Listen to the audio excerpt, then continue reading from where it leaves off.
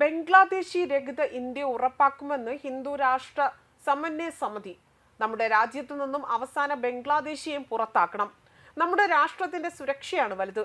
എല്ലാ ബംഗ്ലാദേശി നുഴഞ്ഞുകയറ്റക്കാരെയും നാടുകടത്തണമെന്നും അവർക്ക് അഭയം നൽകുന്നവർക്കെതിരെ രാജ്യദ്രോഹ കുറ്റം ചുമത്തണമെന്നും സമിതി ആവശ്യപ്പെടുന്നു.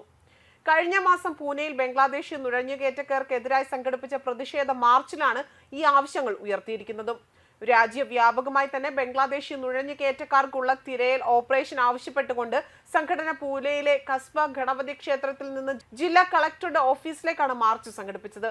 മാർച്ചിനു ശേഷം എല്ലാ ബംഗ്ലാദേശി നുഴഞ്ഞുകയറ്റക്കാരെയും കണ്ടെത്തിക്കൊണ്ട് നാടുകടത്താൻ സർക്കാർ അടിയന്തര നടപടി സ്വീകരിക്കണമെന്നാണ് ആവശ്യപ്പെട്ടിരിക്കുന്നത്. പൂനെ ജില്ലാ കളക്ടർക്ക് സംഘടന ഒരു നിവേദനവും സമർപ്പിച്ചിരിക്കുകയാണ്.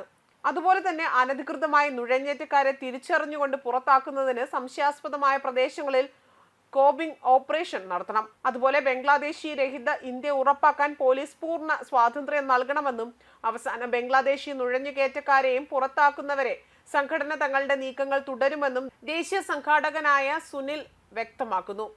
ബംഗ്ലാദേശി നുഴഞ്ഞുകയറ്റക്കാർ നിരവധി സ്ഥലങ്ങളിലേക്ക് അനധികൃതമായി കുടിയേറിയിട്ടുണ്ട് എന്നും ഇത് ദേശീയ സുരക്ഷ, സാമൂഹിക സ്ഥിരത, വർദ്ധിച്ചു വരുന്ന കുറ്റകൃത്യ നിരക്ക്, തൊഴിൽ പ്രശ്നങ്ങൾ എന്നിവയ്ക്ക് ഗുരുതരമായ ഭീഷണി ഉയർത്തുന്നുണ്ട് എന്നും സുനിൽ വ്യക്തമാക്കുന്നു.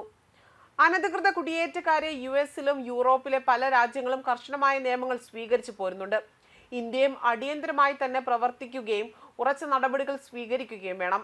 ഓരോ പൗരനും ജാഗ്രത പാലിക്കുകയും നുഴഞ്ഞുകയറ്റക്കാർക്കെതിരായ ശബ്ദമുയർത്തുകയും വേണമെന്നും ജനങ്ങൾ കൂട്ടായി നടപടിയെടുക്കണമെന്നും ആവശ്യപ്പെട്ടാൽ ഈ പ്രശ്നം പരിഹരിക്കുകയല്ലാതെ മറ്റു മാർഗങ്ങളൊന്നും തന്നെ സർക്കാരിന് മുന്നിൽ ഇല്ല എന്നും അദ്ദേഹം കൂട്ടിച്ചേർക്കുകയാണ്.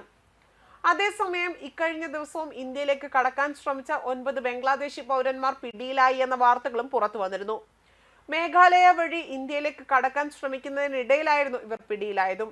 ഇവരുടെ പക്കലിൽ നിന്നും വിവിധ സിം കാർഡുകൾ, ഇന്ത്യൻ കറൻസി, ആധാർ കാർഡുകൾ, മറ്റു കുറ്റകരമായ രേഖകൾ എന്നിവയും അതുപോലെ തന്നെ 12 മൊബൈൽ ഫോണുകളും അധികൃതർ പിടിച്ചെടുത്തിരുന്നു.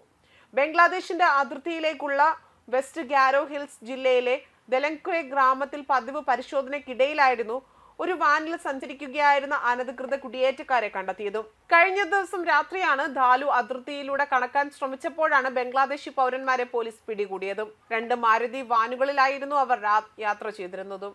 കൂടാതെ തന്നെ ഇവരുടെ പക്കൽ നിന്നും 2 വാഹനങ്ങൾ കൂടെ കണ്ടുകെട്ടിയിട്ടുണ്ട്. ഏജന്റുമാരുടെ സഹായത്തോടെ തന്നെ ബംഗ്ലാദേശി നുഴഞ്ഞുകയറ്റക്കാർ രേഖകൾ വാങ്ങിയതായും ഉദ്യോഗസ്ഥർ പറയുന്നുണ്ട്. ഇവർ ഇന്ത്യയിലെ വിവിധ സംസ്ഥാനങ്ങളിലേക്ക് വ്യാപിക്കാൻ പദ്ധതിയിട്ടിരുന്നതായും ഉദ്യോഗസ്ഥർ വ്യക്തമാക്കിയിരുന്നു. ബംഗ്ലാദേശികളുടെ അനധികൃത പ്രവേശനത്തിന് സൗകര്യം ഒരുക്കിയതായി കരുതുന്ന 3 ഇന്ത്യൻ പൗരന്മാരെ അറസ്റ്റ് ചെയ്തതായും പോലീസ് വ്യക്തമാക്കിയിരുന്നു. ഇപ്പോഴും സംഭവത്തിൽ അന്വേഷണം തുടരുകയാണ്. ന്യൂസ് ഡെസ്ക് കർമ്മ ന്യൂസ്.